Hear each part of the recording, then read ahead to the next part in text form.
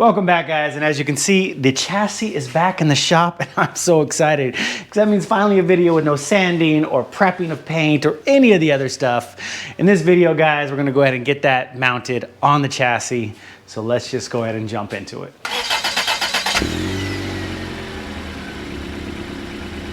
So like I said, it's finally in the shop, guys, and this thing was sitting outside under a tarp, covered in water for a couple weeks now. This poor, neglected, beautiful chassis, it is dirty, but it's okay. We'll get it cleaned up and we'll get this thing mounted. And as you can see, I cleaned up the firewall too, so man, look at the paint contrast in that. I'm so excited about this, guys. Now, before we get that mounted, we have to do some backtracking, which is pretty much the theme of this channel too, is I always have to redo everything. So all of the gaskets we put in here, this basic spacer that we had to do to make sure that it articulates the way it's supposed to is what I'm trying to say. Well, it leaked out, which I'm not surprised, guys, because, you know, look here. It didn't really go on very well. And this was leaking a little bit, and even this was. So all the transmission fluid we put in here is gone. So we need to go ahead and see if we can seal that up a little bit. We need to do some transmission linkages, and definitely need to go ahead and pop this bracket off for the oil filter because we never got that painted. So let's go ahead and get that taken care of. There's always something to be done before we can really do the stuff we want to do. But I'm gonna go ahead and start with the oil thing so we can just pop that off and paint it real quick. And if you're new here, guys, this is just a custom bracket that I made because this whole oiling system, filtration system is not original to this old engine. And kind of went ahead and modified the heck out of it. Now I left everything finger tight because I knew that this needed to come back off. So let's just, oh, yep, dropping things. Let's just pop it off real quick. There we go. Seems like I can't do a video anymore without some kind of painting going on. Just gonna scuff this up with a little bit of 180. That way, you know, paint actually sticks. No, bracket's not that important, but it'd be nice if it didn't rust out like instantly. So, get that all set up. And this thing was cool, guys. I forgot that I had actually made this little lip here so it fits under the oil pan like that. But we're good to go. And I'm just gonna rattle can this, guys. So a little bit of etch primer. And I think I have some black paint somewhere. We'll get this looking good. All right, it says it needs to dry for like 30 minutes before we can top coat, so let's go work on something else. All right, we'll go ahead and jump on this, guys. And if you guys haven't seen a previous video where I did all of this, we had to like put all these gaskets in to get the right spacing and all that stuff. Essentially, we're gonna do it all over again because I wanna use different gaskets because I'm hoping to get a seal this time. And if not, guys, probably have a solution for that too. Also, we gotta get this unscrewed. Now, it does say in the book you're not supposed to wrench this on, but I absolutely did because immediately when I first put this on, it leaked, and it mainly leaked, oh, it's starting to leak again, so it did have a little bit of a seal. It leaked from right here because it's just got a rubber ring we put in there. Oh, it actually still wants to move, nice. Yeah, that's good enough. So I can move it back. Here we go. Oh, okay, definitely was still holding a little bit of oil. Let me get something. I assumed it had all leaked out. That's what I get. Dang it. Come on. Now the downside, guys, is to get this out, we have to get these tabs off. And by tabs, I mean the locking tabs on here because we got to take the whole U-joint out to get this whole slip off, which does suck. I've been dreading doing this, but it is what it is.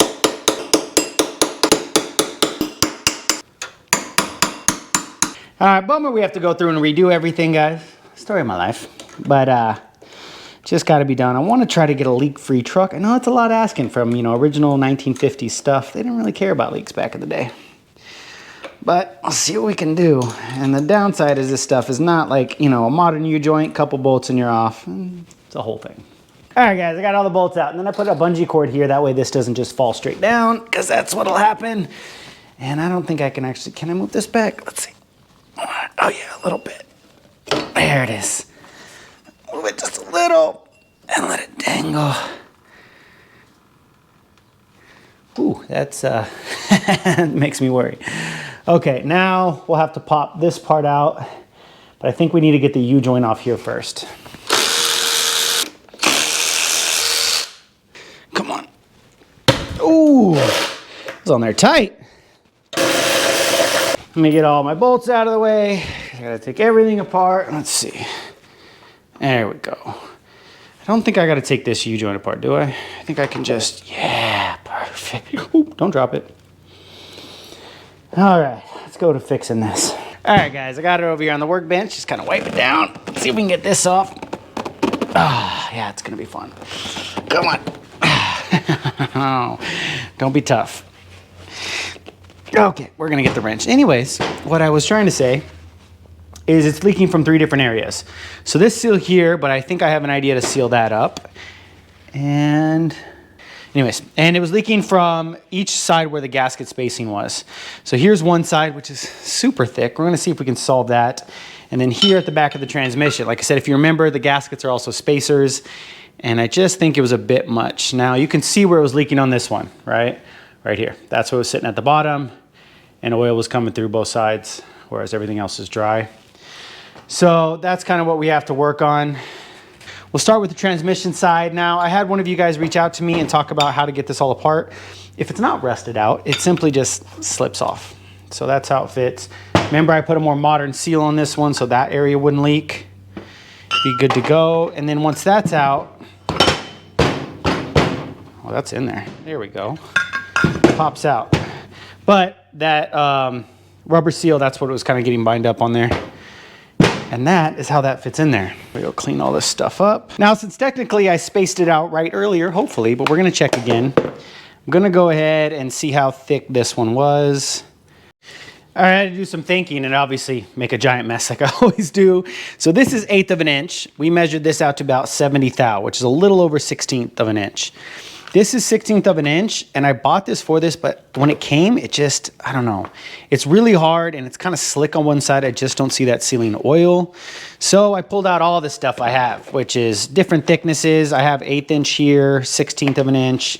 This one's like 32nd, I think. I'm gonna go with this one here. So this here is 40 thou. If I do 2 of these and then we go test the fitment, I think we should be good, which will be a lot better than, I don't know, the stack of, how many do I have here? All right, guys, it has 3 gaskets on it. My goal is to get this down to 2, then I have an idea to kind of make it 1. All right, I cleaned up the area a little bit. Now, this is rubber cellulose. So it's traditionally, I guess, used for like coolant and gaskets and stuff like that. But I did go ahead and look it up, and it's rubber infused, so it should be just fine for oil. We're gonna run it, and I'm hoping this works out. So I'm just gonna do, you guys have seen me use, where's a pen? All right, what I was saying is you've seen me make gaskets before. This is straightforward. You just hold it down. Probably should get a magnet. That would make things a lot easier. Make the circle, just trace it out. All right, so here we go. I'll show up on camera, but that's the gasket. So let me go ahead and trace one more out, and we'll go ahead and cut it out. All right, 2 poorly drawn gaskets. Hopefully that works out. Now I'm over here on the metal side of my bench. I don't know if I ever talked about this workbench, guys. I actually modified the heck out of it. This is my welding side. That's kind of why I did that. Now, I'm gonna use a punch. That's why I'm over here. So first thing I wanna do before I actually go around cutting this gasket out, makes it a lot easier when it's in the big form like this to just knock out all the holes. Oh yeah, it's gonna go everywhere. Let's kind of move it towards the more sturdy side.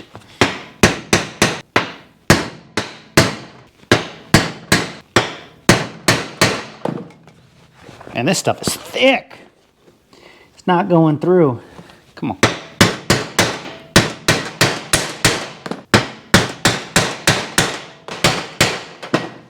Okay, just stuff's dropping everywhere. All right, guys, so that's it. So all of our holes are there, and then, you know, simple as some scissors, you know, and follow the curvy, unstraight lines that I created. After a little arts and crafts, guys, we got our gaskets. That should do really well, and I don't think I talked about the thickness of this one is about 40 thou, so it's a little bit thicker, which I was kind of going for anyways. So now we can try this up and then, you know, keep your cutoffs for a future gasket, like a thermostat housing or something. Now, before we go test those gaskets out, I think our primer has dried enough that we can top coat it, and I'm just using some engine paint from Doopy Color. This stuff was good, and it's just black, so nothing special.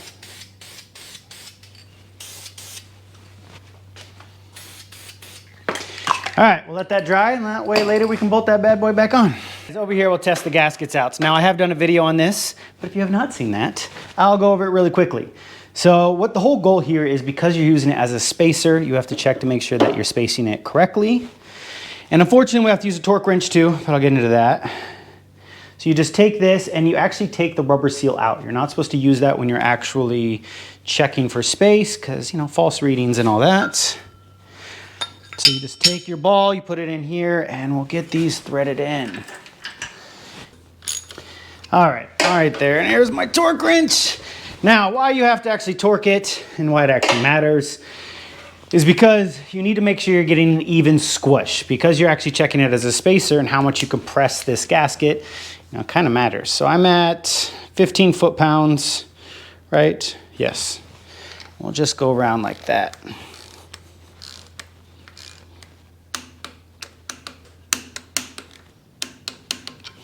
All right, that should do it. And the idea is you want to barely be able to move it. One hand, it says, and pull. See, there's a little bit of drag on it. This is perfect, guys. You don't want it flopping around. You just want to be able to move it slightly, and then when you put the seal in, seals up this area, makes it tough. So this is actually perfect. All right, all back apart, and I got our gaskets here. And those paying attention, you notice that this is actually a little bit thicker than what we had on there. I wanted to do that because I remember when I did it before, it was a bit tighter than I would have liked. So this is actually, I'm actually really happy with the fitment. Now, what I'm gonna do, and everybody don't panic, I'm gonna put a little bit of RTV on it.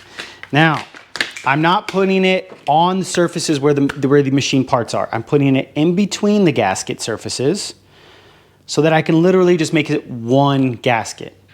That way, and it's just a little bit, I'm not gonna hog it on there, guys.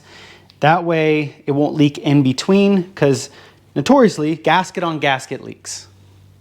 That's why you usually want one and you want the right thickness, but that's pretty hard to find when you're using a gasket as a shim.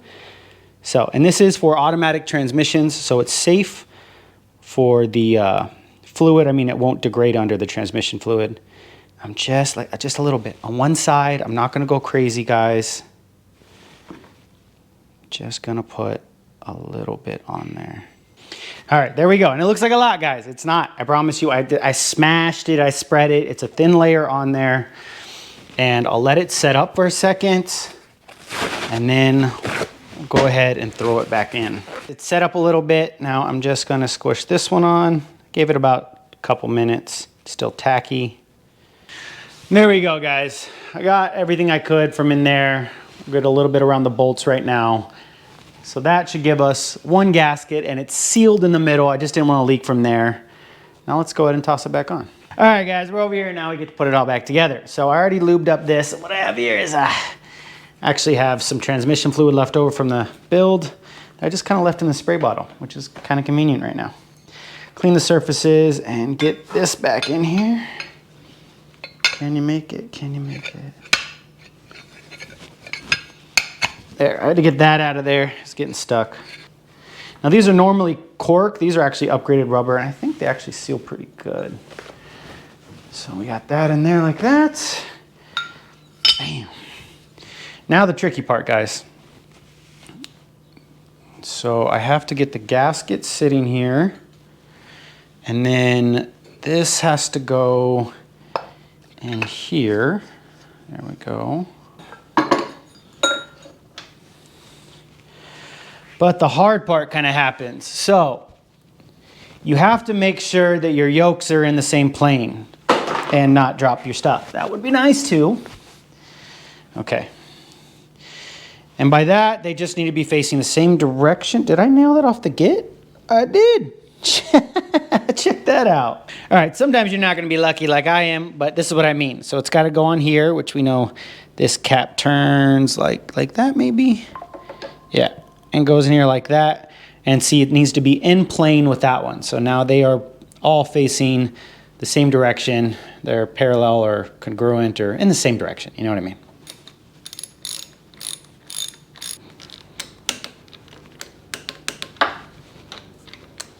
There it is. And installed. All right, guys. Now, if it leaks from there again, yeah, it's all the ideas I have. So it's just going to be what it is. So I got little to no squeeze out from the RTV, which is awesome. I think there's one little bead, that, like little thing that popped up there. So I'm not worried about it kind of squirting in there. So we should be good to go. Now to finish out, you know, fixing up this leaky torque tube, we got this monstrosity. Now this is definitely leaking. I mean, look how much blew out, guys, by this. I mean, this is a big reason I think it was leaking.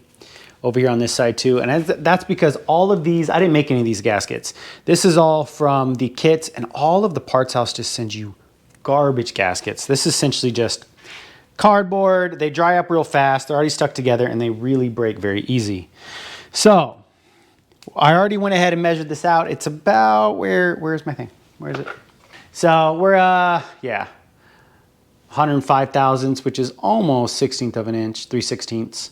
So I have 1/8 inch and 1/16 inch gasket material. So I went ahead and already made them up. Same thing, guys. You didn't need to watch me do it again. So that way we only have 2 and 1.7 or 17. So let's go ahead and try it out and see how it fits, and hopefully we solve all our woes. All right, guys, I got it all in there, and it's not even fully torqued down, and yeah, I'm stuck. That's wild. How does it need that much of spacing? That's just crazy to me. So I'll go ahead and pop it out. What I'll probably do is make another 1/8 inch one, and that should be good enough. I mean, that's a 1/4 inch, literally. So there's definitely more squish with the cork ones, but man, that's crazy. All right, let's pop it out and make up, yeah, another 1/8 inch one. And that's with the 1/4 inch of spacing.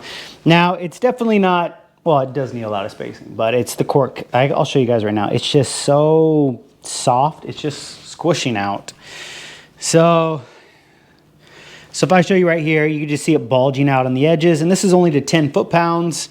So it's not even that they're that tight at all. It just really pushes it out and compresses it.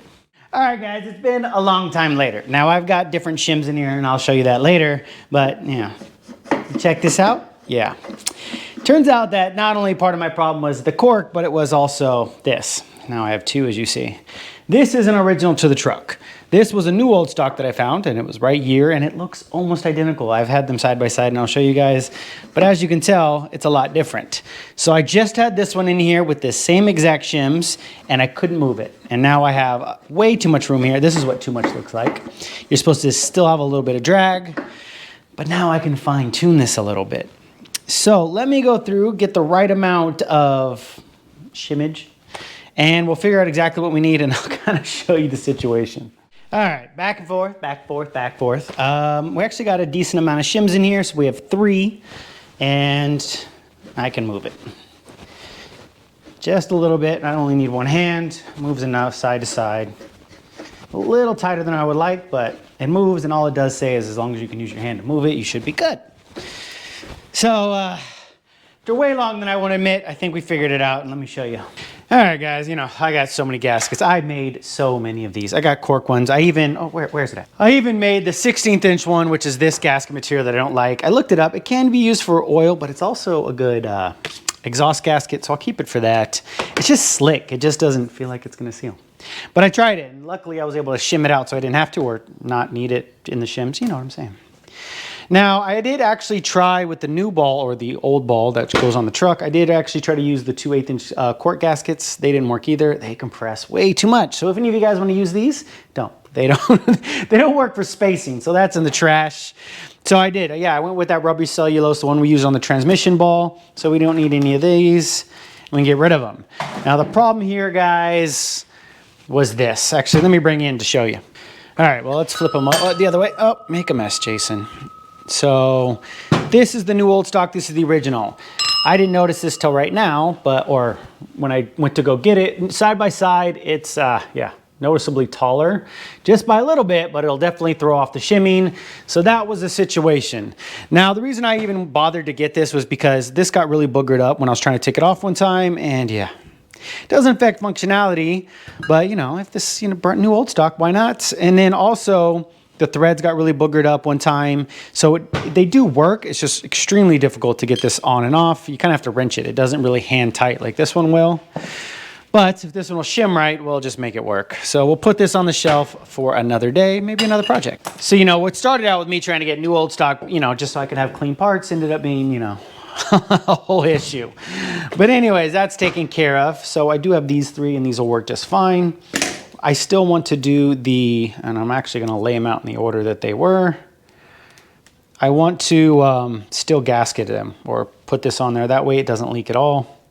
Now, once I get this together, guys, we still have to deal with the one last leak, which is going to be the threads. Those threads, are leaking out, and I think I kind of figured out why. Even though I put a sealant on them before, I kind of looked into it. I think I got a solution for that too. Let me get this done real quick. All right, that should be good. Now, what the issue is, guys, and what I think it is, well, there it is. So this is the seal that comes with it, which isn't very good, but you can squish it down enough to where the rubber kind of bulges and seals, and then it gets 2 metal rings around it. The downside is when you crunch this down, the rings seal against this. And metal to metal never really seals, not at all. So over here on my giant pile of gaskets, I grabbed up this. So this is nitrile rubber. It is gasket rubber material. And I think what I'm going to do is create just a little rubber gasket that can go in between here. And then I'm going to throw a sealant on here. Let's go ahead and try to make this real quick. And this should be simple. Although I don't think pin is really going to show up, is it? And then on the outside, it just needs to be a thin little rubber piece. Now this is 16th inch rubber. It should be just fine. Yeah, something like the trace marks I made. Grab the scissors and just kind of start seeing what I can do. All right, something like that. Now the test is going to be if it'll all fit into here. So like that. So one metal, the rubber, and then, well, yeah, I can't cut a circle to save my life. Yeah, little, man, that was terrible. Look at that thing. Okay. Let's try a little bit off here. All right, after I had to actually make another one, that came out so bad. That's what I'm going for. So there's that little ring, and that way I can create a seal between this and that should keep anything out of the threads, and then we'll go ahead and throw some thread sealant on it, and maybe that'll keep our leak away. All right, now we get to finally put everything back together. So you got your metal, the rubber seal that comes with it, another metal, and then that little rubber that we made. So hopefully that helps seal a little bit. The only downside is if you guys have leaks and you want to do this, you have to take everything apart just to put that little rubber in. And then what I'm going to do, guys, is I'm going to seal it with using like a Permatex high-tack gasket sealant. It's just a non-hardening. Now, I used this on the steering box, and it was good for the threads, which gave me the idea. So I'm just going to paint the threads in this, which I've already kind of sprayed down with some brake clean and got all clean. Now, we'll slide this on first. And we go this. Yes. There we go. Make sure I get this on, which I didn't get that on. Ah, got me. Okay, so that's where it needs to go. All right, well, I had to stop because I need to put the rear end in the air. So we know that this is where it is, and the transmission's in gear, so this hasn't turned at all, which is really good. But I have to fit it on the splines on there, and to get the splines where I need them so this slides on, means we're gonna have to put that in the air so the wheels can turn. All right, so we'll just put this on there where it fits. Yeah, there we go. Now we can just turn real nicely. All right, guys, I went ahead and tightened them down, and then I just banged over the tabs, and where did I put everything? Everything just disappears on me. And just using the same thing. So no big deal, guys. You guys saw me do it before. Now I'm just gonna, drop in stuff. Toss this back in. Should just, shove straight forward. All right, you're supposed to hand tighten it, but I do like to go a little cranks with this so I can bulge that rubber seal out. Now we'll see how that goes, and if it leaks a little bit, you tighten it a little bit more until it stops. Again, it doesn't say you're supposed to do that, but I noticed that helps. All right, guys, I think we're done. And just spritz on a little color so it doesn't rust out on us. Stay away from the ball though. All right, hopefully that's gonna be leak free, and if it does leak, I don't know what to do. That's just gonna be what it is. I would be completely out of ideas on what to do to make sure that doesn't leak now. So that's crossed off the list. Now we can come over here and see if our bracket here is dry. It's pretty good, it's a little soft, but at least it's been drying for a while, which is why I wanted to paint this. So let's get this thrown on. All right, oil filter is finally permanently installed. All right, it doesn't look too bad. All right, looks pretty good, but these are still loose over here. So I have this wrench because, as you can tell, I don't always use that wrench and it really buggers it up. Whoa, don't fall. So I think I just need to tighten those down and we'll be good. All right, it's all tightened up and I don't know if it's tight enough. I try to get as tight as I can, but we'll just keep an eye at it when we get everything going. If it does end up a leak, it'll be a slow leak and we'll be able to catch it. So it wouldn't be a big deal. And then we'll tighten it up best we can. Now, big downside, guys, is as you can see, we're definitely gonna have some exhaust issues. I'll give you, it's just right on it. So I'm gonna have to get some kind of shielding, and then when exhaust actually gets put in, it's gonna need to hit an angle immediately. We'll definitely have to figure out what to do here. That really sucks. That angle wasn't really there, but when I had to switch over the oil filter housing from, previous videos, forever ago it seems now, the angle changed. So we're kind of screwed there, but I will worry about that when, the engine's running and exhaust, which might be a little while from now. So what are we doing now, guys? I think we can just jump over here and get on the transmission linkage, and then finally get ready to get the cab in there. I kind of pulled out all of the transmission things. Now, I'm not gonna lie to you, I'm not 100% how it goes. I got a couple pictures here that I'm gonna kind of go through and try to figure out, and we'll see if we can get this back together. It's gonna be a journey. All right, I think I cobbled this thing together correctly. It looks like to be everything is where it should be. Now, I got all these clips in if you saw me kind of struggling with this, but these are just retaining rings. They're like old school 1950s E-clips. So I knew I was gonna need them, so I picked some up. These are 1/4 inch in case anybody wants them. And these are 5/32. I think this is all the 2 sizes you'll need for like the whole truck. All right, let's get this in, guys. Now, if you're curious of what this part actually is, it's simply a throttle valve rod bracket. So this basically sends back to the transmission the position of the gas pedal. And an overly complicated TV cable. So essentially the same thing for a 700R4, same idea. You need this so the transmission knows when to shift, and you can burn it up if this isn't set up right, which is kind of why I wanted to make sure I got it right. Is it gonna go in? There we go. All right, guys, let's go ahead and continue and just get all the little shift levers on. Man, this thing got dirty sitting out. I'm gonna have to clean it up. Now, this is for actually shifting, which goes on first, and it's got like a little splined area in there, so you know exactly how to index it, and I think it just slides on. Downside, it's a bit wallered. Where's the shaft that it goes in? So this is the rod that actually goes in here. Check that out, guys.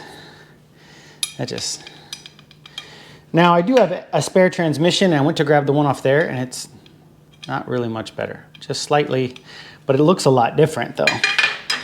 We're looking at it.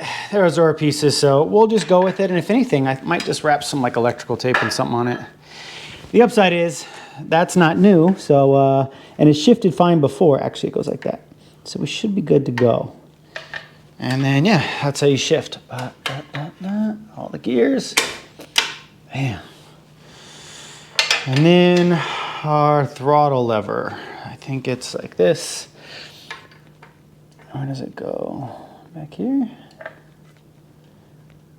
Yeah, there we go. And again, it's indexed, so you just gotta push it on.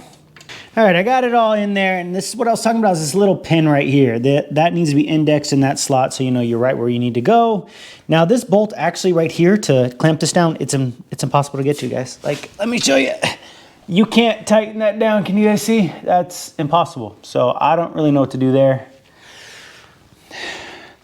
But whatever, since this one's tightened down, it's not like that can come off, so it should be just fine. Now the downside is this the rod that actually goes down to the throttle valve. But yeah, I should have put that on first before I snaked it up here. So I think let's just pop it off right there.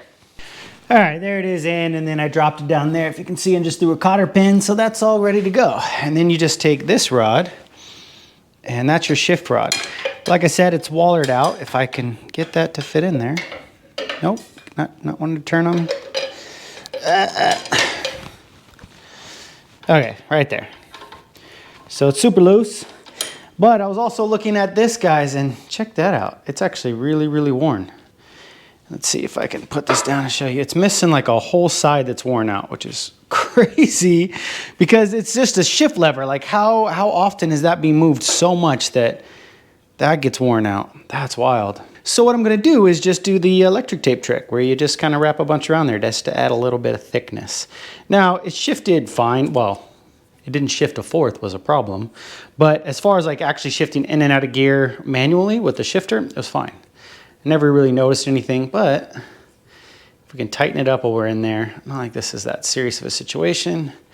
Add a little bit of thickness to it, and we should be good to go. Now I am wrapping up that area, so we'll have to cut it with a razor blade. Yeah, that's nice and thick now. Probably too thick. I kind of got carried away. Let's get a razor blade. Well guys, it's actually the next day. My camera started to die, my mic died, so I went ahead and just shut it down, but I did actually keep working for a little bit, so we got everything in. No slop in here, that really helped it with the tape, and that's our shift rod that comes up here and I'll hit the shifter. Say hey Pepper, come here, hi. And then just kind of show you guys, so we got our throttle valve rod in, and if anyone's curious how this works, it comes all the way into here, and actually I went ahead and set up this too. So we have our bell housing crank for the throttle, and it all just connects here. So into here, and then these are stops, and this is actually a spring, so when you push hard, I'll show you, this actually goes down, and then comes up into here, and this is where the gas pedal is. So so you push the gas pedal, well, hold on. So the gas pedal's not pushed, and then you push it, and it kicks everything back and then activates the TV rod. A way overly complicated system, guys. That's probably why they got away from it pretty fast and moved on to like TV cables and eventually just vacuum modulation, but now it's in, and hopefully I did it right, and all of the little stuff I showed you is infinitely adjustable. You can adjust it down there, adjust it down here, you can each stop, you can come over, it's crazy. So I didn't touch any of that. All that is exactly where it was last time. I just painted it in place. I didn't want to move it even a thread. So hopefully it's gonna be good. And if not, at least we have a good baseline to start with. Also guys, I threw in the battery holder, so that's all ready to go, and this will be set up. That way when we set the cab on, we don't have to worry about that. I think we're almost there, so we can start getting the cab up in the air. You guys know what this is. This is my cab lift, and I can incredibly say this may be the last time it's on this, which is absolutely wild. I've been waiting for this day for a long time. So let's get this squared away. I need some wrenches now. Now the scariest part about this, guys, is now I can't scratch the cab. Before I was just jamming this rusted bucket off and on the chassis, and now I have to care, and I don't know if that's going to be enough padding. That's definitely not. It hooks here into the door opening, so I need to make sure we get a little bit more padding there. All right, both sides have that, you know, I'll lightly put it in, and weirdly enough, I feel like I do not have enough room in here. I've taken this cab off and on in this shop for a while now, and I cannot figure out why. It is all barely fitting right now. Okay, straight in. Why do I feel like it's not fitting the way it should? There we go. Yeah, it was off angled a little bit.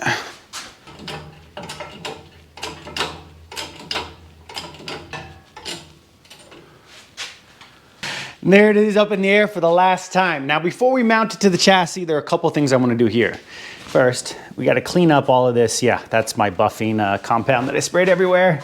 And I want to take a look to see about overspray. And it's got some, guys, but it's really not as bad as I thought it would be, which is really nice. But I want to come in and kind of scuff it up and make it all one color again, just in the little parts where it got a little too much gray. I know it's underneath and it won't matter much, but you know, it's the little details. Plus, so this is where the parking brake goes.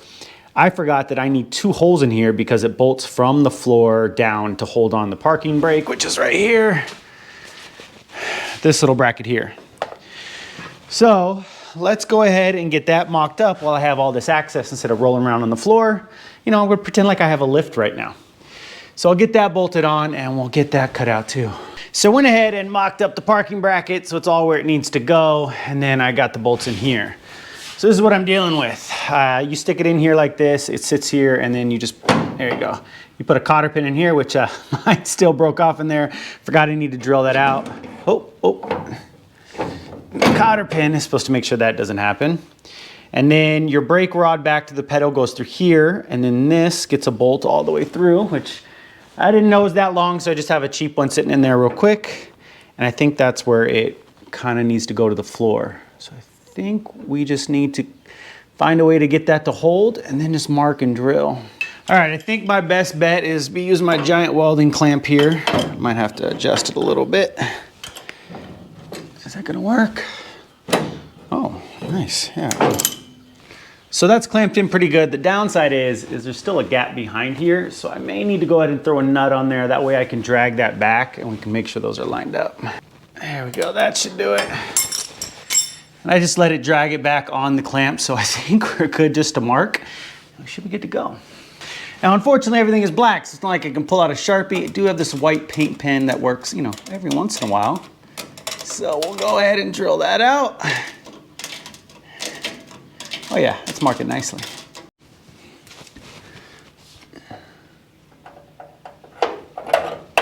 Ooh. It's scary with it in the air like this.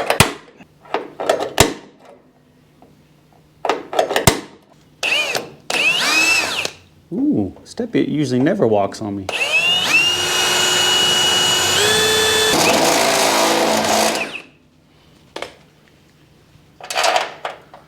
One more.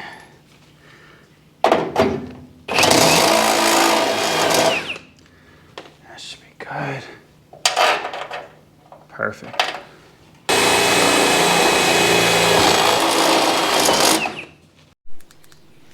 And there it is, all back together. Actually, I had the right carriage bolts as far as size, but definitely not length. These are just temporary. I don't have any of the right bolts, and I still got to drill out the cotter pin over here, but at least I know it's all gonna fit. And the upside about this whole thing, it exists outside the frame rails. So it actually sits, you know, in this area, so it'll be pretty easy to work on. Now I'm just gonna blow it apart, and we'll go through and kind of scuff up and clean up. That way I wanna throw a little touch-up paint, and we'll be able to finally mount. If anyone's curious, do not work under a cab when it's on a hoist like this. It's probably a bad idea. I do reckless things. I do not recommend this. So now just a little rattle can redo. Again, super protected. It's got epoxy and everything on it. This is just for color and it's under the chassis, so not too worried about it. Just gonna hit all of the overspray areas. And then I'll get the area we just drilled, so let's get a little bit of protection.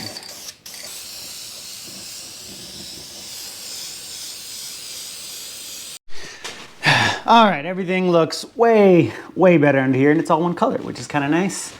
Got our holes all protected now. And the big thing that I wanted to also get, guys, was I got all these flanges in here. So there'll be a gasket here hiding everything, and then all of this nonsense is gonna get sound deadener, but the flanges were gonna be exposed, so I wanna make sure that they were covered. Now, looking over stuff, this is just compound. This needs a really good cleaning. And I was thinking I should have painted this riser. I don't even know what I was thinking, all of this. So we'll deal with that later, but yes, this entire riser is gonna get a little bit of love soon. All right, the time has finally come to mount it up. And I am nervous to say the least. Mainly, I just wanna make sure it doesn't get scratched on the way down. Okay, and it gets lined up properly.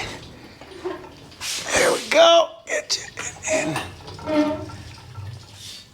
Nice and easy. Got good clearance.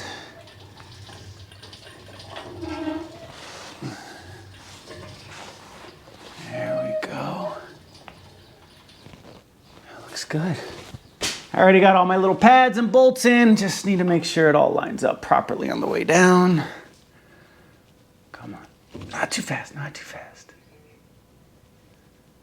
There we go. Ooh, a little bit more. All right, that side's in. Now we just need to make sure we're lined up here. We should be good to go. Oh, too fast. Up a little bit. Fronts are in, just need to get the back squared away.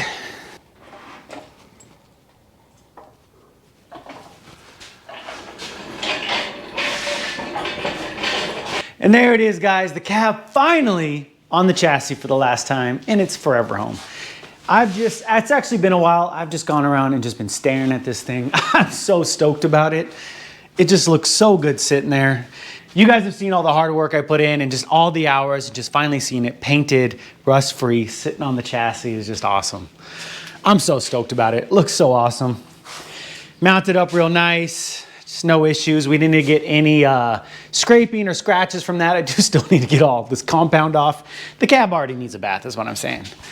But yeah, the lip came out really nice. Everything looks good. I'm super stoked, guys. It's awesome.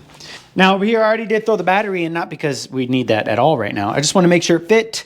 So some guys talk about having an issue with getting a battery to fit in the original box. I just use a Group 25. A Group 25 battery will fit in here perfectly, and it's awesome. The only downside is this bad boy won't fit because it's going to hit the posts on both sides. It looks like it might clear on camera. It definitely does not. There you go. You can see it. It's not arcing or anything because the paint is actually protecting any kind of continuity, but I don't want any issues by doing that. So what I'm probably gonna have to do, this has some room, so I'm gonna slide it forward a little bit, and maybe we'll just make a strap later on that goes on each side and holds it down. But that's no big deal, and that's future Jason problem. So right now, current Jason is madly in love with what I'm seeing. This is awesome. We've been moving fast, getting all the little stuff knocked out. I'm just so stoked about it, guys. Now moving on, guys, what I want to do next is go ahead and pop in the steering column because that's just sitting there. I want to get out of the way. Plus it'd be nice to finally hook up the drag link that's just kind of been kicking around over here, and we'll get all that squared away. The downside, guys, is I need to go ahead and get the shifter together first because it all kind of mounts together. So I said I was going to restore this in another video. I'm not going to go crazy showing you guys everything, but I'm going to try to make it look presentable. But first, let's take this little button that I had and I'm super stoked about, and we'll go show you where it goes. All the way over here by the cab. And now it actually has like a flat side. There it is. Is it this one? Yeah. There you go. It's final resting place. And then the throttle cable goes there, but no need for a choke cable on this bad boy. Now what I really want to do is already all painted, so restoring is pretty simple. We're just going to kind of clean up everything. I would like to get the little shift indicator pointer here cleaned up. It's a little rusty, the best I can. The numbers on, you know, where the shifting is on the clear lens, it's gunking. You can't see anything, and then I like to fix up the letters. That way when I'm looking at it, it kind of all makes sense to me. Now, I got to be gentle with this, so I'm going to take some steel wool real quick, guys, and just kind of hopefully be able to scrub all the gunk off the back. If not, that means I have to switch to like sandpaper and stuff like that and polishing, and you know, then it just gets a little out of hand. So let me just scrub the heck out of this and see what we can do. All right, after way too much scrubbing back and forth with it, it actually came out pretty good. I'm actually really happy with it. Downside is whatever that translucent black substance was, it was really hard, is stuck in the lettering, so I couldn't put any more paint back there, but it does look really good, so I think the white's gonna be fine. Now, I did leave it a touch hazy because, you know, I'm scrubbing on it. So I'm going to go a little extra here and use some of this polish, the car polish. This is the finishing polish on a little buffer wheel here. Now I think I do actually have like the little, you're supposed to have those little bar clay stuff for buffing, but I don't know where it's at right now. So I'm gonna use this real quick and see if that, I don't know, makes a difference and helps shine it out. Let's see, not too high on this. Let's turn it down a little bit.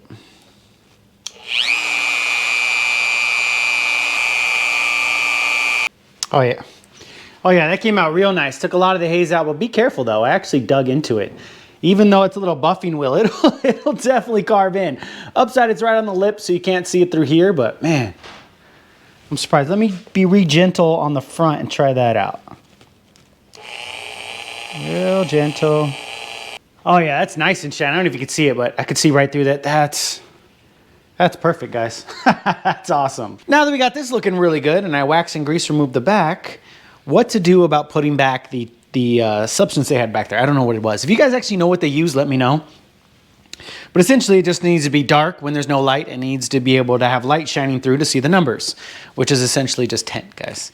So I picked up some headlight tint, which is a self-adhesive back, which is really the only thing I was looking for.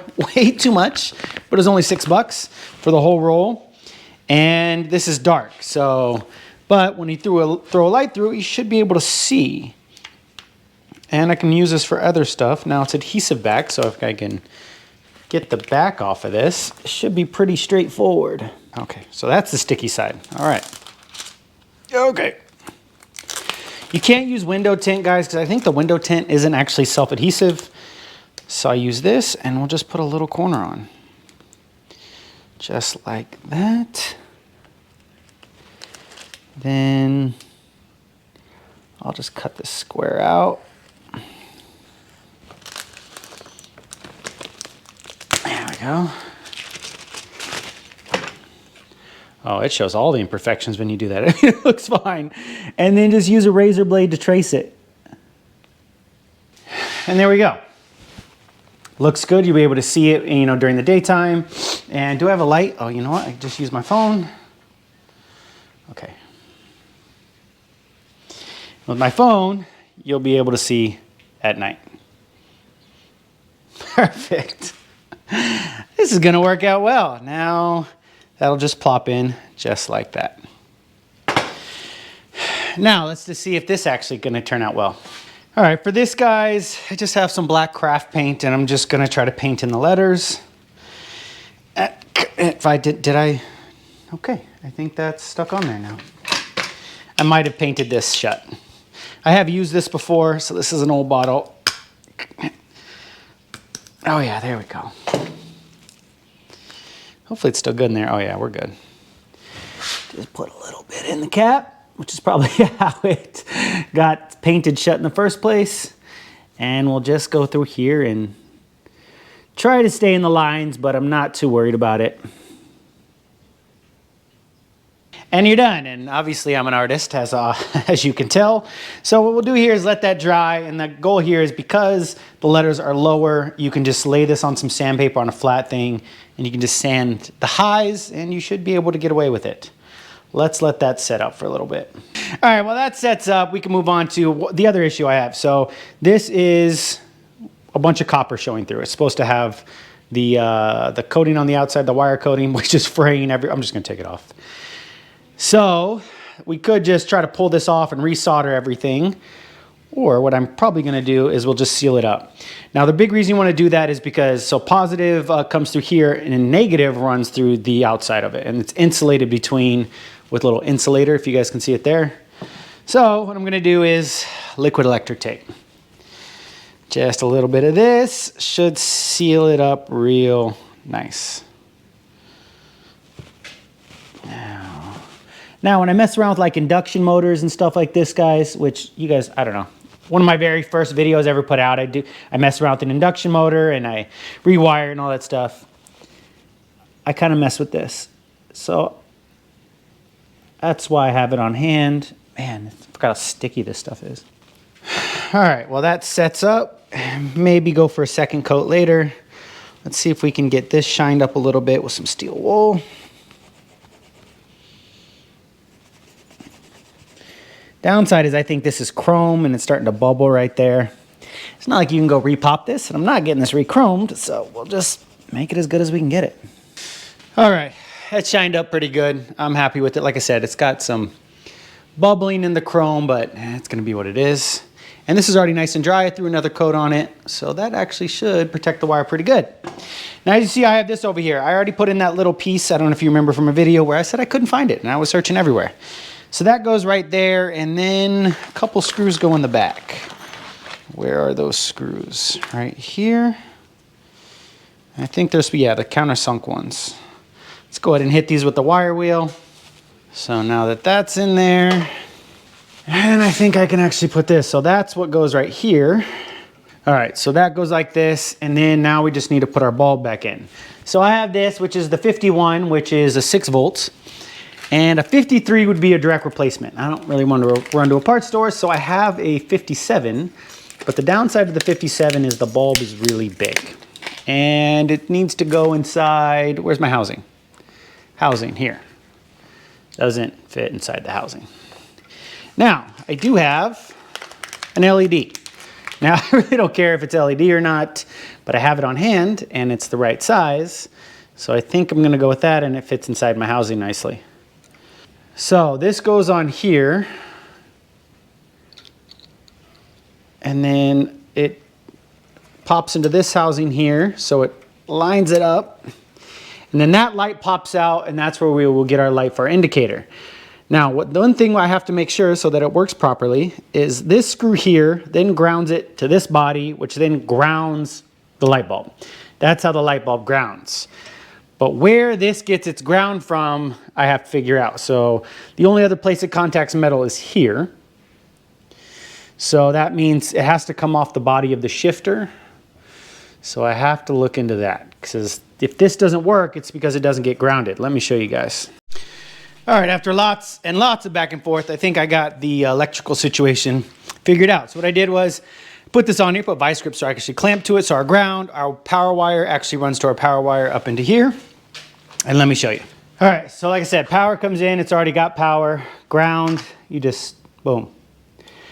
And then this little pull here lets us know that ground is coming through. Now the screws on the back, ground. What I did was I sanded in between the contacts of this and the rest of the shaft so that I can come down, and then I sanded inside here. So I can come down in here and now we have light. Why I did right there, I'll show you. So right there is where I sanded so I can get ground contact, and that's because over here on the steering column, that's where the shifter actually nibs in right here. So as long as I sand that and then the column is grounded, that'll be grounded and our light will work. All right guys, and because I'm impatient, I want to show you before we get this on. So this is what it would be like when it was on. We're in neutral and I apply a little bit of ground. We can see perfectly. Take it off and it's nice and black. This is it's dry to the touch now, should be ready to go. A little bit of 3000 grit. This technically isn't flat enough, but working with what I got. So we're just gonna wet sand it and gonna go this route. See what I can get out. Yeah. Using 3000, even though it'll probably take a little longer because, yeah, it's already creating a little bit of a haze and stuff. I don't want to make it too hard to polish that back. All right, there we go. And that's it. Downside is, so these came out really good, as you can tell.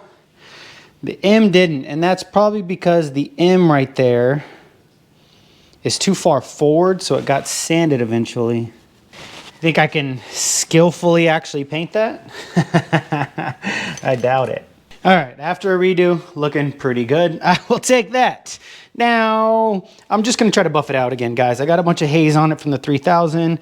Do exactly what I did before. The downside, if I get in there, I will immediately buff out all the paint I just put in there. So the idea is I'm just gonna try to go around it the best that I can. All right, guys, it's not perfect, but I think it's pretty darn good. So I will take it. I'll be happy looking at that going down the road. So that just pops right into here. So then we have our restored logo. And then it has some metal tabs back here, and then you just bend them back. Now, when I took this apart, it had some kind of like black epoxy style stuff on there. What can I use? Bigger. Holding these tabs down. So we are gonna do something similar. So I'm just gonna put some quick set epoxy on it. Nothing crazy, but I think they just put that on there so the tabs don't bend back. Honestly, I don't think they're going to. They're just fine, but whatever. If the factory wanted them there, let's go ahead. This didn't come with like an applicator, did it? Oh yeah, it did. It fell off right in front of me. There we go. Just not get it on the actual shift indicator. There it is. It's quick set. It's supposed to be 5 minutes, but I think it should be fine if we just, should we wait? Yeah, it's still running. Let's wait for it to dry. We'll throw it in and we can finally be done with this. There you guys have it. A fully restored Hydromatic shifter. I'm actually pretty stoked with how it came out, guys. So we'll call that a win. And then I already threw the little rubber boot on. Now this is the old one. It's all kind of dry cracked in there. If you can see, I did bake it in oil for a little bit or let it sit in there, but this is made of unobtainium. So as long as mine's intact, it will do. I have the original that came on here, but it wasn't, I don't think it was the right one because it didn't thread on. They had like packing to keep it there. So I think I need to be on the lookout for the right one, but otherwise, check it out. All right, guys, now we can finally throw this on, then we can throw this on, and I think we're gonna be good. All right, let's go ahead and get this bad boy in. Should just slide right there, and then up. Let's try not to scratch everything up. Actually think, yeah, closer. Should go right there. Probably should have brought bolts already, huh? I never do it in the right order.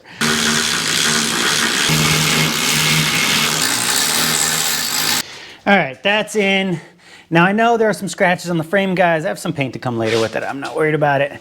There is a fourth bolt, and it actually goes into this boss that's right here, but it's coarse thread and everything else is fine thread. I don't understand. So I'm gonna go ahead and get that on order. It just needs a small 1/2-inch bolt, but that's fine because we're not driving this thing anytime soon. Weird thing is it's touching up here. It's not really centered. Obviously the cab is gonna be where it's gonna be.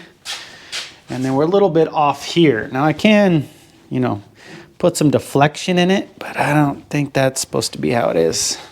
All right, I've been messing around with it and I couldn't make it any better, but let me show you what I was kind of doing. Put a light on for you. Now, what I did was I put washers behind here. That way I can kind of shim this out, and it kind of corrected it, but the problem was this little boss over here shifted over here, and then the bolt hole that's underneath here didn't line up. So obviously that's not the way it needs to be, and I don't want it all out of whack. So right now it's sitting there, but it's loose. So we'll be able to move it a little bit. What I'm gonna do is just get everything set up. We'll get it bolted in, and if it fits, it fits. Also, I threw the gaskets on. So it's like the repop is like this rubber kind of, I think it has like a metal in it, so it's molded. And then it has a foam gasket that goes over it. The reason you gotta throw that in is because once everything's bolted in, especially tight, it doesn't fit past here. So we're good to go, guys. Now we can throw the shifter in and see how it kind of goes. All right, this had to be the order of operations. I'm not really sure why, but I couldn't figure out a better way to get this all in without having to put in the shifter last. Let's go through here, get it through the holes in the gaskets down there. And I need to get the wire through those holes too. All right. Now hopefully this slips on. The downside is everything in here is painted and on here, so you get a little extra thickness from the paint. There we go. Hopefully now that it's semi down there, even though it's not bolted in tight, it'll fit on. Come on. Yeah, it should be good. All right, let's spray a little oil on it too, you know, just to help out. There we go. Better? Not really. Dang it.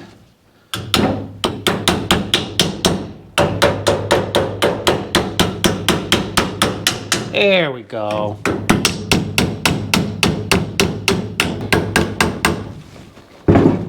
All right, now just to get this bolted down, and we'll see if we can get this to fit right. Although, am I starting to realize I should have had this in first? There's orders to operations to this. I'm not taking that back off. That's crazy. What to do. I may be able to get down here where this isn't, oh yeah, and then it wasn't bolted down yet, and slip it all the way back up. But if you guys are in my shoes, put the clamp on first, because you can't get it out otherwise. And now we need to put one of these in, which is just a little rubber. This is actually original, but the rubber's still good, so we will use it. All right, let's go lower. Come on. Rubber in, rubber in. There it is. Now, I think it's different on every truck, but mine had spacers in between. So it had two little spacers, then the bolt, which I'm just gonna use a washer. Oh, and I'm probably gonna need the bottom bracket. Yeah, there we go. Rubber, bottom bracket, and like that. Now, these are the original nuts. They're just square, 1/4 inch stock, but they fit back here, and I'll show you guys in a second, and it fits into a slot where it acts, you know, it can't move. It locks it in. Cages the nut in is what I'm trying to say.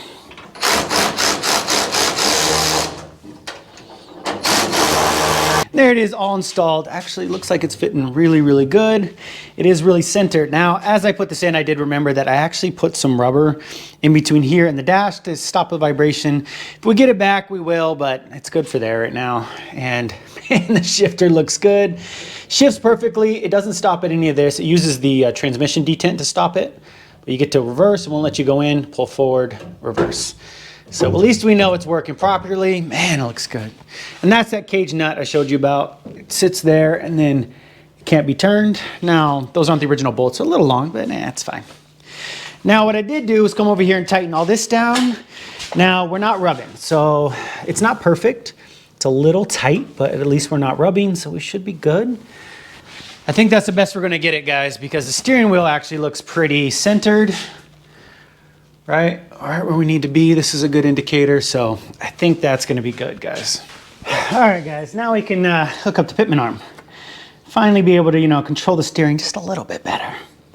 Now I'm just gonna put some anti-seize on it because if you guys remember, when I took this off, it was a huge pain in the butt. And I did booger up these threads. I just ran a die on it. It is a 3/4 bolt, I think, let me see.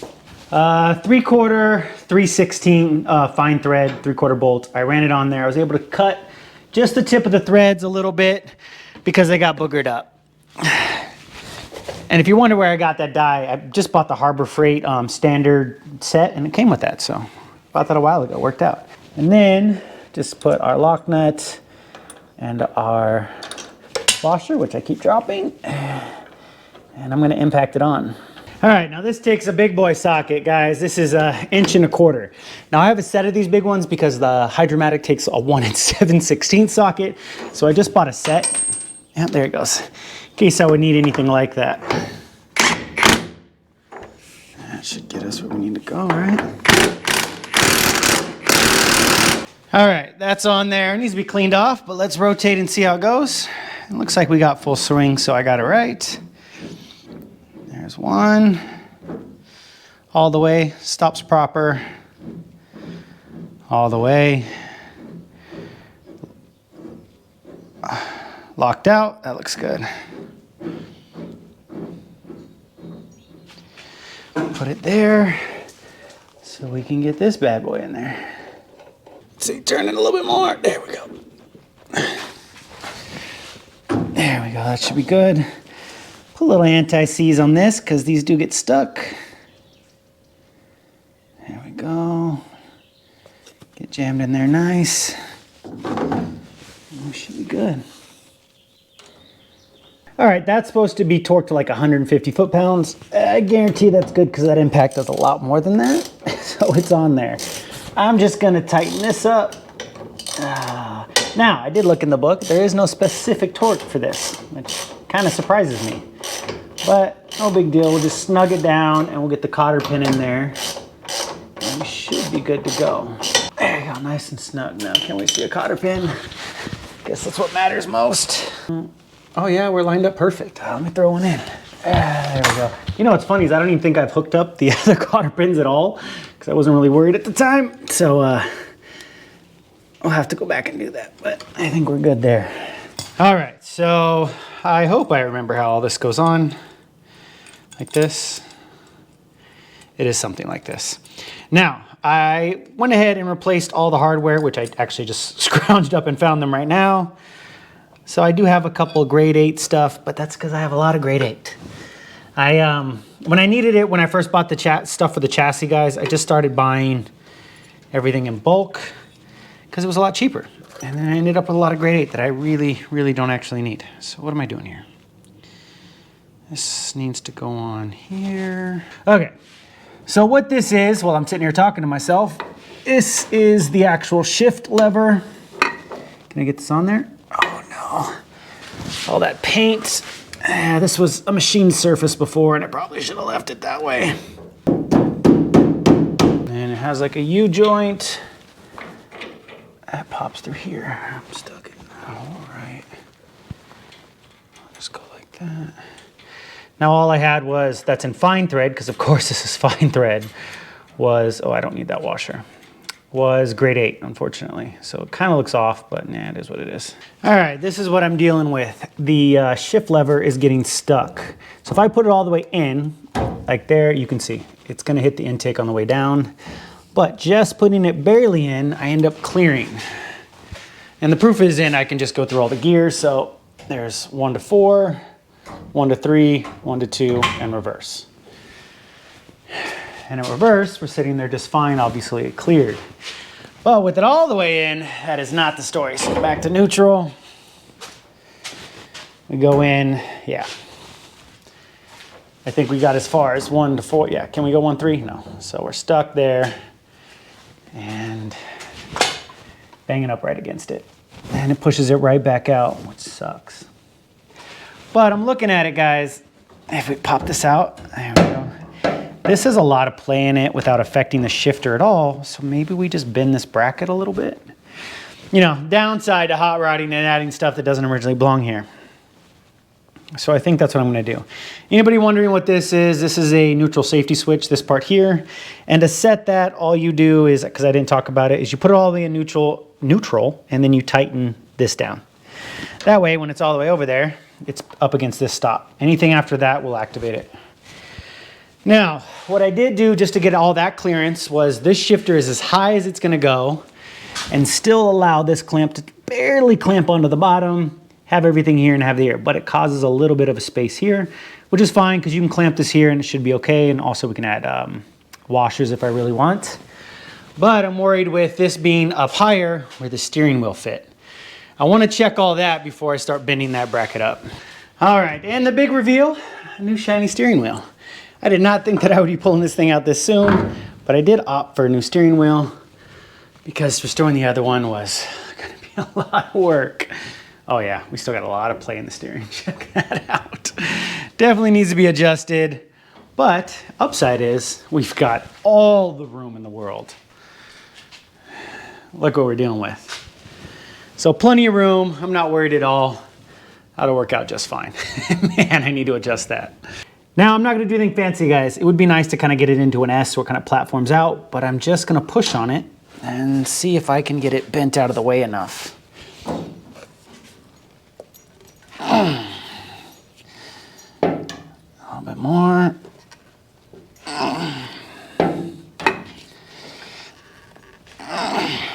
That is bending it. Let's try that. Let's throw a cotter pin to be sure. All right, all the way through the gears.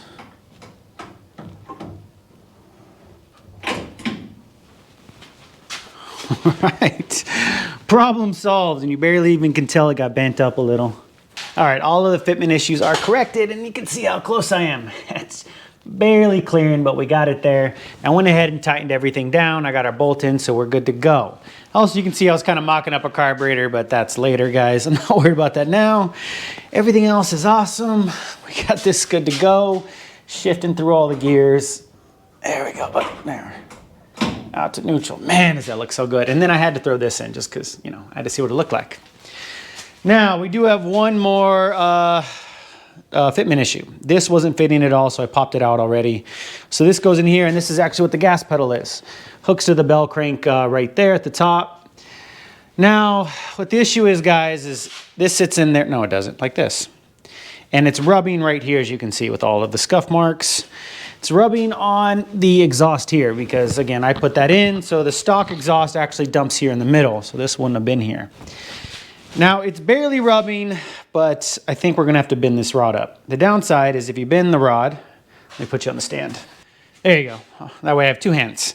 So the downside is bending the rod usually takes away length, but I'm looking at this. If I need the rod to come this way, if we bend it here, this way, and then bend it out this way, at the bends it already has, we may not lose any length, but we may get what we need. I don't know. Let's measure it and bring it over to the vise. To start it off, let's get an overall length to make sure we don't lose anything. Because like I've already said a bunch of times, with the Hydromatic, every little adjustment is everything, especially for the throttle. We're looking at, from the middle to here, almost exactly 17 1/4. So as long as we don't lose too much of that, we can bend it out. So like I said, this needs to come this way. This is where it's scraping.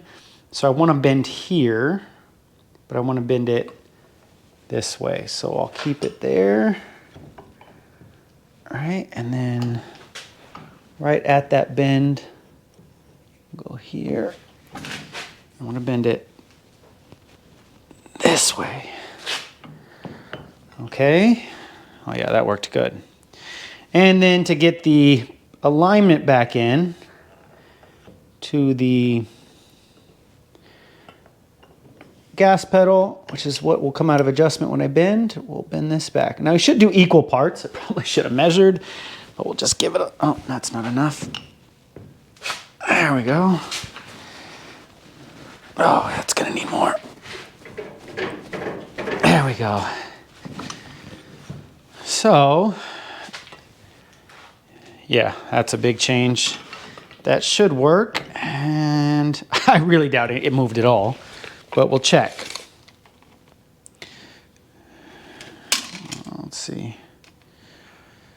exactly 17 1/4. So barely moved, not at all, wasn't worried about it. Let's see if that did anything. All right, guys, I've gone back and forth quite a bit. And the end result is, here we go, full motion. We are good to go. The rod clears by quite a bit. We actually got a lot of clearance. Let me see if I can show you. Put it all the way depressed, guys. Let's see if I can show you. Got a ton of clearance right there. Downside, however, guys, is after all that back and forth, the closest I get it is 17 inches, which means we've lost 1/4 inch. 1/4 inch in full length, which means that's actually a lot if you think about it. Leave it for now. We can definitely adjust it out if we need to, I think. There's a lot of adjustment and all that stuff, but now we know, just keep that number in our heads for when everything gets going and there's, you know, shifting or throttle issues. I'm gonna look more into the book about how much that's gonna affect wise for the TV rod, but now we're clearing everything. Worst case scenario, I can always cut this and add 1/4 inch or just, you know, add in the length that I want, weld it back up, and we'll get it where it needs to go. So, a grinder and a welder fix everything. Can't talk, getting tired. A grinder and a welder fixes everything. And now that rod is back in and it's definitely chewed up. I'm not gonna repaint it right now, mainly because I'm gonna wait till we actually get the throttle hooked up and we get throttle linkage hooked up to the carburetor so that we can actually see how much throw we have and kind of figure it out from there. I'm not worried about it though, we'll get it working. Now, the biggest part about all this is, and the big reason why I wanna get all the hydromatic stuff going is, so you see the bell crank, when the throttle gets pushed, well, that's all the way up. Depressed goes like this. This swings up, which then pushes a rod all the way up. That's the exact opposite motion of what we need, because for a carburetor, we would need it to pull, so it could pull this forward. So I gotta figure out a way to fab that up and get that fixed. The downside, guys, and I've talked about this in a previous video, I'm actually not gonna be using a carburetor. Hiding away over here, guys, has been the Holley Sniper. I wanted to go throttle body injection. I have the Hyperspark and everything to go with it. And the thing is, guys, when I first started this project, I decided I wanted to go with the Sniper. I've actually almost kind of started to change my mind. I really actually like the idea of just leaving it carbureted, but I've already spent the money on it. So there's a dilemma there. But one thing that is for sure, guys, and the big reason why I'm going through all this and doing the hydromatic setup is because we need a break in the transmission. It's brand new, I rebuilt it. I have no idea if it actually works. And then there's a whole procedure in the manual you gotta do. The thing is, you gotta have reliable RPM, you gotta be able to have the engine running. So we do need a few things. I don't know if I should just wait and try to do that on the Holley, which, you know, should be fine, but it's tough to use something like that. As like the carburetor would be easier, I know it works, it's a lot easier to dial in. Holley even says that, don't break anything in on a Holley, just get it on there and then fine tune it, because it doesn't always work from the get-go. But ideally, the reason why people go with it is because it works better in the long run. So that's my dilemma right now. I was hoping to kind of get it done in this video, but we ended up doing a ton more than I thought. It was a blast getting this together. It was a blast finally wrenching on this. I'm gonna kind of mull over what I'm gonna do there. It's still 4-barrel carburetor. The Holley's supposed to be set up the same way, so if I do kind of figure it out, it should be easy to manipulate it and change it over, or maybe a slight modification. I just don't have a lot of time to waste, guys. Either way, that's it for this video, guys.